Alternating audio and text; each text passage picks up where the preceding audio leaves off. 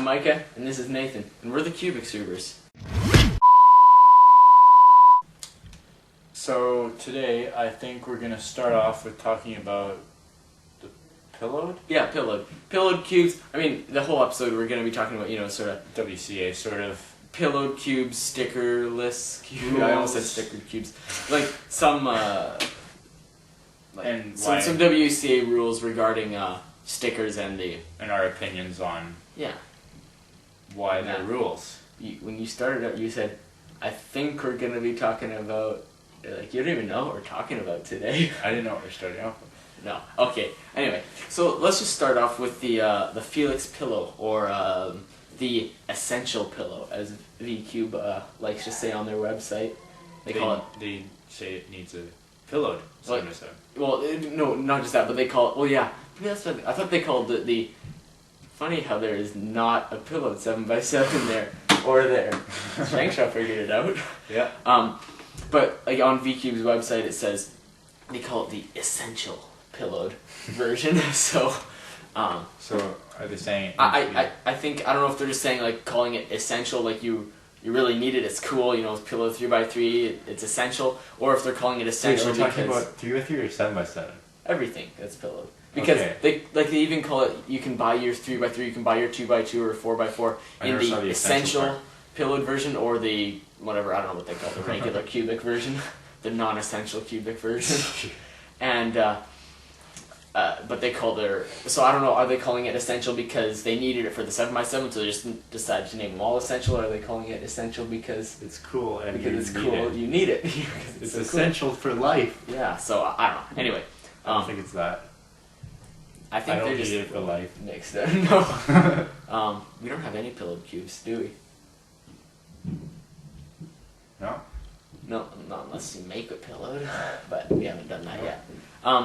Anyway, so just sort of, and I remember a while back, Felix was, like, they called it the Felix pillow, when he was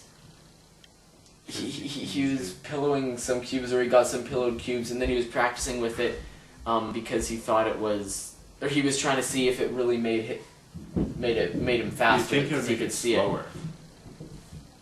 Why? You think it makes it slower because you don't have enough grip on the cube. Okay, yeah, there's that, but he's just saying, it'll make him faster because he can look around the cube and he can look around. That's that reason. But you have no grip on the cube. It's round. That's what lots of people. I want to play with this so bad, but anyway, I picked up this cube. This is I like to call it the Rubik's Zanchi. Okay, we're talking about that. Oh yeah, another thing. Okay. There's about that. You need. I need it? Yes, I'm going to talk about it, Mike. Okay. You don't really need. I mean, if you're averaging sub 20 and stuff, like we all are, then a Zanchi would help, or a Dian would help, or Swing Ren would help, or Moyu. Yeah. But I mean, if you're solving around 40 seconds, there's no use in buying a Zanchi. It's not going to help your time very much. So even something like a Rubik's Cube, you can mod it like Micah did with this one. It's not a Rubik's Cube anymore. Yeah, I took the Rubik's Cube and I shaved down the pieces, and I like, it can corner cut 45 now. Almost. More like 40. And, I mean, you can do finger tricks with it. It's just... Rubik's isn't bad. No. It's just... I mean, out of the box, it's not great. And so you can do stuff to it. But the only problem now, I've sanded down so much, I've cut off about half of each, like, bottom half of the piece. It comes apart. Because to reduce friction. But now, like, I can just flip off pieces like that. And it's very easy to pop off in the middle of the corner cutting. Yeah, accurate corner anyway, turning. So it's a little bit interesting. That's a little bit of a side thing. I might be coming out with a tutorial someday on my channel for how to do this. Anyway, we're not even going to put a link here because it's not going to be up until 4 years from now. I never upload anything. Anyway, away from that, I just used this cube to show that. If it's pillowed, you can see how you could see 5 sides at once, instead of just, like, if you hold it, the maximum number of sides you can see is 3. As it is when it's cubic. If it's pillowed, you will be able to see the front side and these 4 sides as well. A bit of it, like enough for you to be able to see the color. So that's what Felix was doing, was that he thought it would make it faster because it was pillowed, and so you could see more sides at once. But I also think, it might make him slower because not as much grip. It's round. And also, he's already used to looking like that. Yeah. Just glancing about like as he's in the middle of an algorithm or whatever. So he's already used to that. I think you would have to either start out on a pillowed cube to get actually benefit from it. You can't even use them in competitions right now. Well, yeah, and you can't use it in competitions except for 7 V Cube 7x7, which I don't know if that really helps to have a pillowed 7x7. That big of a cube, it doesn't even matter. You're going to be looking over the whole cube. You're going to be like where's the edge? Yeah, you're going to have to do that. Yeah. It's hard to look ahead on big layer cubes for me, I think. I think for everyone, it's hard. The other thing is the stickerless cubes. Yeah. Those are also illegal in competition because...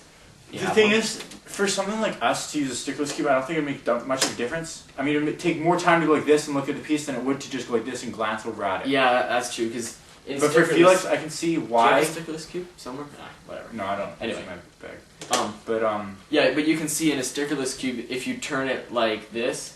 Let's use a 7x7 because it'll come out bigger. Since the pieces are colored, you'll be able to see the colors here on Maybe what it'd color. Be better if you could zoom it in to show them about that. Unless they don't already know. They probably already know. Yeah, they'll figure it out. grab your cube and turn it 45 degrees, and you'll be able to see where what's black now will be colored plastic in a stickerless cube. Maybe we can show some pictures. Yeah. After in the. No, there'll just be some pictures. We'll probably just put some up right now. Yeah, just.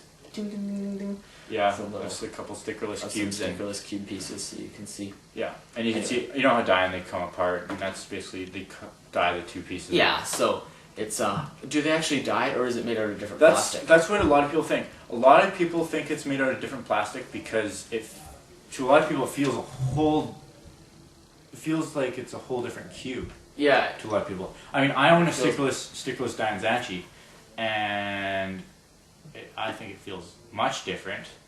Mm-hmm. I think it's better than my old one. Except for not the blue one. Not the blue one. I don't know what it is with...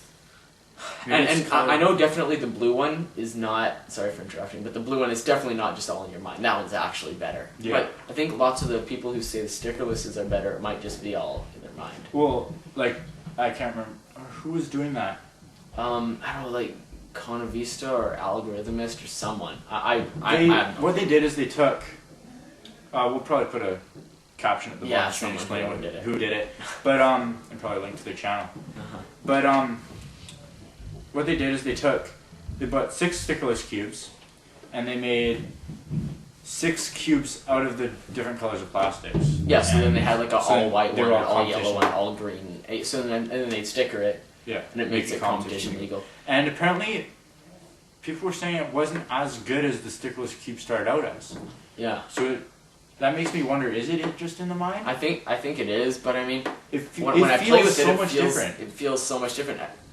Maybe it's just I don't know, because it can't be the type of plastic. Because then when they make the 6 cubes out of the 6 different stickerless ones, it should feel the same. Feel the same, unless the dye reacts differently to each other. Yeah, like the different colors slide better. Opposites attract. Yes, that's how it works. There's no opposite. I mean, that would mean blue and orange. Anyway.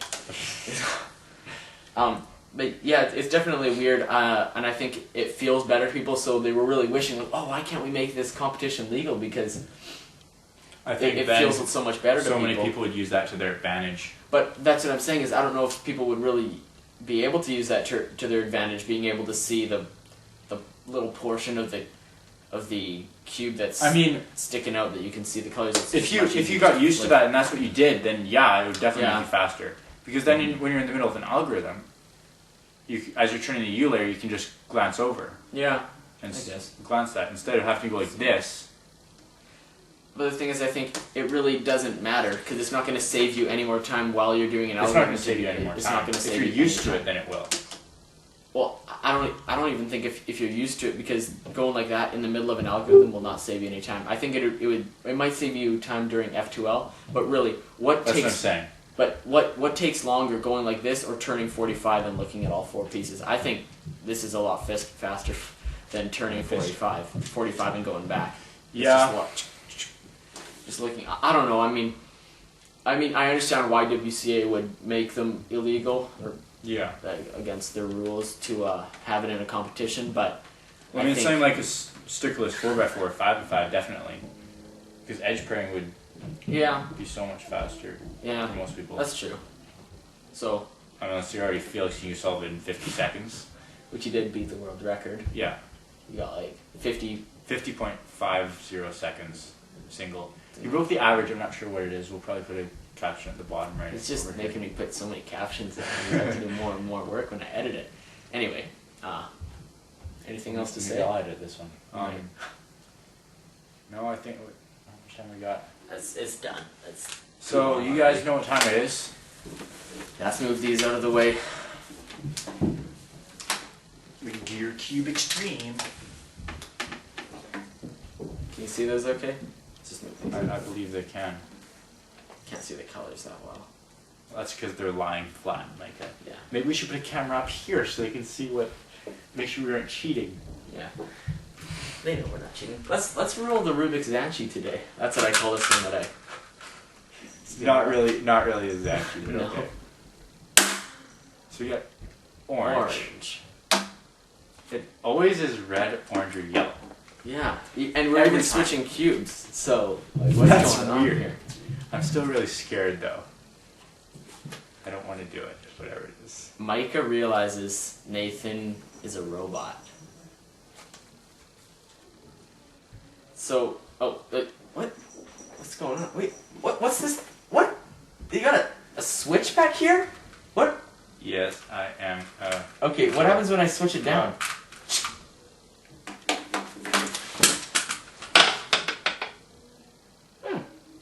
See you next week.